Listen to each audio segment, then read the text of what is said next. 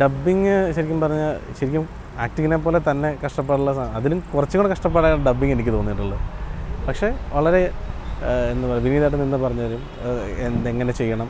പിന്നെ നമുക്ക് കുറേ കൂടെ ആദ്യം ആ ഫസ്റ്റ് പടം കഴിഞ്ഞതിന് ശേഷം പിന്നെ ആയപ്പോഴാണ് മനസ്സിലാവുന്നത് നമ്മൾ ആക്ട് ചെയ്യുന്ന സമയത്ത് എന്തെങ്കിലുമൊക്കെ മനസ്സിൽ നോട്ട് ചെയ്ത് വെച്ച് കഴിഞ്ഞാൽ ഡബ്ബിങ്ങിൽ അത് ഇമ്പ്രൂവൈസ് ചെയ്യാൻ പറ്റും എന്നുള്ളത്. ഇപ്പോൾ അത് ഭയങ്കര സുഖമായിട്ട് തോന്നുന്നുണ്ട്. അയ്യോ എനിക്കത് ഏറ്റവും കാരണം ഞാൻ എല്ലാവരും പറയാറുണ്ട് ഞാൻ കരയുമ്പോൾ ചിരിക്കുന്നതായിട്ട് ഫീൽ ചെയ്യുന്നു പറയുന്നത്. മലർവാടിക്ക് അത് ശരിക്കും എനിക്ക് തന്നെ തോന്നാറുണ്ട് ഞാൻ കരയുവാണോ ചിരിക്കുവാണോ എന്നത്. പക്ഷെ കരയുമ്പോൾ ഭയങ്കര ഒരു ബുദ്ധിമുട്ടുള്ള കാര്യമാണ്. കരച്ചിലാണ് ഏറ്റവും കൂടുതൽ എനിക്ക് ബുദ്ധിമുട്ടായിട്ട് തോന്നിയിട്ടുള്ളത്. കോമഡി ചെയ്യാൻ എന്നെ സംബന്ധിച്ച് കോമഡി ചെയ്യാൻ കുറച്ച് എളുപ്പമാണെന്നാണ് എനിക്ക് തോന്നുന്നത്. പിന്നെ അങ്ങനത്തെ ക്യാരക്ടർ ആയതുകൊണ്ട് ചില മാനസങ്ങളൊക്കെ ഇട്ട് കഴിഞ്ഞപ്പോഴത്തേനും അത് ഓക്കെ ആയിട്ട് വന്നു. ദൈവാനുഗ്രഹം കൊണ്ട് അത് ശരിയായി. ഡോക്ടർ ലവ് രണ്ടാമത് എനിക്ക് ബ്രേക്ക് വന്ന സിനിമയാണ് ഡോക്ടർ ലവ്. ബീച്ചേട്ടൻ്റെ പടം.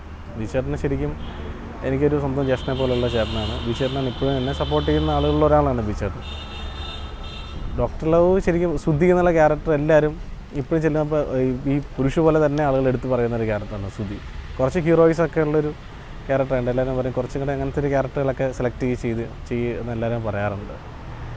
ശരിക്കും ഒരു ഭാഗ്യം തന്നെയാണ് അങ്ങനത്തെ. പിന്നെ ചാക്കോച്ചാൻ്റെ ഒപ്പം വർക്ക് ചെയ്യാൻ സാധിച്ചു. പിന്നെ നമ്മുടെ ഭാവന, അനന്യ അവരപ്പോൾ ചാക്കോച്ചാൻ ഈ പറഞ്ഞ പോലെ തന്നെയാണ് കേട്ടോ. വളരെ എന്താ പറയുക നമ്മൾ സെറ്റിലൊക്കെ ഒരു ദിവസം ഞാൻ ഇപ്പോഴും ഓർക്കുന്നുണ്ട്. എനിക്ക് മൈഗ്രെയിൻ പ്രശ്നമുണ്ട്. അപ്പോൾ മൈഗ്രെയിൻ അടിച്ചിട്ട് ഒരു രക്ഷയില്ല, എനിക്ക് നേരെ നിൽക്കാൻ പറ്റുന്നില്ല. നട്ടുച്ചയ്ക്ക് ടെറസിൻ്റെ മുകളിൽ ലൈറ്റ് പാർലൈറ്റൊക്കെ ഇങ്ങനെ വെച്ചിട്ട് ഈ മൈഗ്രെയിൻ വന്നു കഴിഞ്ഞാൽ നമുക്ക് ലൈറ്റ് കാണുന്ന ശബ്ദം കേൾക്കുക ഇതൊക്കെ ഭയങ്കര ഇറിറ്റേഷനായിരിക്കും. എന്നെ ഫുൾ ബ്ലാങ്കായിട്ട് നിൽക്കുക എനിക്ക്. അപ്പോൾ ചാക്കോച്ചാൻ വന്നിട്ട് പറഞ്ഞു ടെൻഷൻ അടിക്കണ്ട, ഇതൊക്കെ നമുക്കുള്ള കാര്യം തന്നെ, നീ ഒന്നിട്ട് വിഷമിക്കണ്ട, ഇനി ഇന്ന രീതിയിൽ ചെയ്താൽ മതി, ഞാനിവിടെ നിൽപ്പുണ്ട്, നീ അതുപോലെ ചെയ്തോ. കറക്റ്റായിട്ട് ഓരോരോ കാര്യങ്ങളും പറഞ്ഞു തന്ന് നമ്മൾ ഓവറായിട്ട് ടെൻഷനാവുക ചില സമയത്ത്. ടെൻഷൻ ആ സമയത്ത് പറയും നീ ടെൻഷൻ അടിക്കേണ്ട കാര്യമില്ല, നമ്മൾ ടെൻഷൻ അടിക്കണം, നമ്മൾ എല്ലാവരും കൂടെ ഒരുമിച്ച് നിന്ന് വർക്ക് ചെയ്യുന്നു, അതിനകത്ത് ടെൻഷൻ വേണ്ട. വളരെ ഫ്രീ ആയിട്ട് നമ്മളെ തണുപ്പിച്ച് നല്ല കൂളായിട്ട് ചെയ്യിച്ച് എടുക്കും. സഹിക്കാൻ പറ്റില്ല ഓർക്കും. കാരണം ഏറ്റവും മലർവാടി ഷൂട്ട് ചെയ്ത് ഒരു കുറേ ദിവസങ്ങൾ കണ്ടിന്യൂസ് ഡേ നൈറ്റ് ഷൂട്ട് പോയിരുന്നത്. അപ്പോൾ അത് ക്ലൈമാക്സൊക്കെ ആയപ്പോഴത്തേനും ഞങ്ങൾക്ക് വയ്യാണ്ടായി തുടങ്ങി. കാരണം വെളുപ്പിന് 6 മണി 5 മണി വരെ വെട്ടം വീഴുന്ന സമയം വരെ ഷൂട്ട് ചെയ്യും. അതുപോലെയായിരുന്നു ഷൂട്ടിങ് നടന്നുകൊണ്ടിരുന്നത്. ക്ലൈമാക്സ് നിറയെ ക്രൗഡ്, ആളുകൾ, സോങ് അല്ലായിരുന്നു ക്ലൈമാക്സ്. അപ്പോൾ തകർത്തു ശരിക്കും പറഞ്ഞാൽ. പിന്നെ നേരത്തെ ഞങ്ങൾ പ്രാക്ടീസ് ചെയ്യായിരുന്നു. എനിക്ക് ഡ്രംസ് ആയിരുന്നു എൻ്റെ ഇൻസ്ട്രുമെൻ്റ് അതിനകത്ത്. അപ്പോൾ നേരത്തെ എന്നോട് പോയി പഠിക്കാൻ പറഞ്ഞ് ഞാൻ പോയി പ്രാക്ടീസ് ചെയ്ത് പ്ലസ് പണിയെടുത്തു അതിന് വേണ്ടി. ശരിക്കും ഈ വെല്ലുവിളി എന്ന് പറഞ്ഞു കഴിഞ്ഞാൽ ആളുകളെ ഫേസ് ചെയ്യുക, സ്റ്റേജ് ചെയ്യാനായിട്ട് വലിയ എനിക്ക് മടി ഉണ്ടാവാറില്ല. പക്ഷേ ഈ ക്യാമറയുടെ മുമ്പിൽ വരുമ്പോൾ കുറേ ആളുകൾ നമ്മളെ ഇങ്ങനെ നോക്കി നിൽക്കുന്നത് ഇത്രയും ക്ലോസ് ആയിട്ട് നമ്മൾ കാണുക. പിന്നെ അവർ പറയുന്ന അഭിപ്രായങ്ങൾ നമ്മുടെ ചെവിയിൽ അപ്പം കേട്ടോണ്ടിരിക്കുക.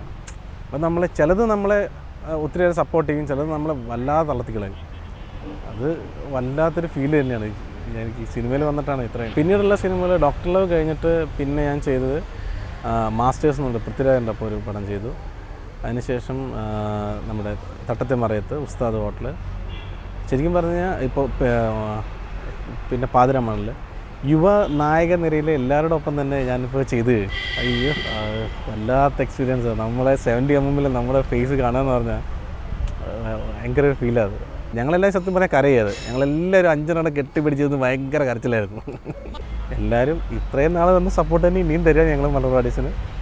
എല്ലാവരും പടങ്ങൾ പോയി കാണുക. പുതിയ നമ്മുടെ ഓരോ പരീക്ഷണങ്ങൾ ഇനിയും ഉണ്ടാവും. അപ്പോൾ എല്ലാവരും പോയി കാണണം, പ്രത്യേകം പ്രാർത്ഥിക്കണം. എനിക്കും എൻ്റെ കുടുംബത്തിന് വേണ്ടിയിട്ടും ഞങ്ങൾ 5 പേർക്കും വേണ്ടിയിട്ടും.